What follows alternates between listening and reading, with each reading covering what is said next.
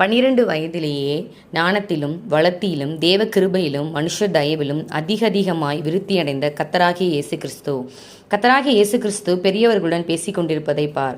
அந்த பெரியவர்கள் எருசலேமில் உள்ள தேவ ஆலயத்தில் போதகர்களாக இருக்கிறார்கள். அந்த பையன் இயேசுவே. அவர் இயேசு ஓரளவு வளர்ந்திருக்கிறார். 12 வயது ஆகியிருக்கிறது.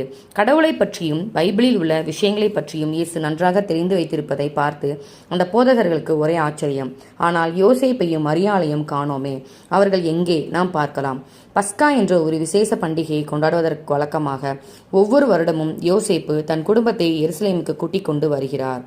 நாசரேத்தில் இருந்து எருசலேம் ரொம்ப தூரத்தில் இருக்கிறது. அந்த காலத்தில் காரும் கிடையாது, ரயிலும் கிடையாது. அதனால் அநேகர் நடந்தேதான் அங்கு போகிறார்கள். எருசலேமுக்கு போய் சேர ஏறக்குறைய 3 நாட்கள் ஆகும். யோசேப்பின் குடும்பம் இப்போது ஒரு பெரிய குடும்பமாக இருக்கிறது. இயேசுவுக்கு தம்பி தங்கைகள் இருக்கிறார்கள். அதனால் அவர்களை கவனித்துக் கொள்கிற பொறுப்பும் யோசேப்புக்கு இருக்கிறது. இந்த வருஷம் பண்டிகையை முடித்துவிட்டு யோசேப்பும் மரியாளும் பிள்ளைகளோடு நாசரேத்துக்கு திரும்பி போகிறார்கள்.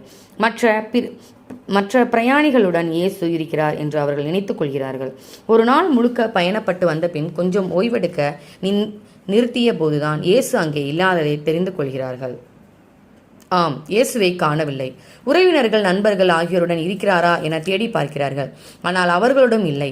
அதனால் அவரை தேடி திரும்பவும் எருசலேமுக்கு போகிறார்கள். கடைசியாக இயேசு தேவாலயத்தில் போதகர்களுடன் இருப்பதை பார்க்கிறார்கள். இயேசு அந்த போதகர்கள் சொல்வதை கேட்டுக்கொண்டு நிறைய கேள்விகளை கேட்டுக்கொண்டு இருக்கிறார். இயேசுவுக்கு இவ்வளவு அறிவு இருப்பதை பார்த்த ஜனங்கள் எல்லோரும் ஆச்சரியப்படுகிறார்கள். ஆனால் மரியாள் இயேசுவை பார்த்து, மகனே, ஏன் இப்படி செய்தாய்? உன் அப்பாவும் நானும் எவ்வளவு கவலைப்பட்டு உன்னை தேடினோம் தெரியுமா என்கிறார்கள். அதற்கு இயேசு, நீங்கள் ஏன் என்னை தேடினீர்கள்?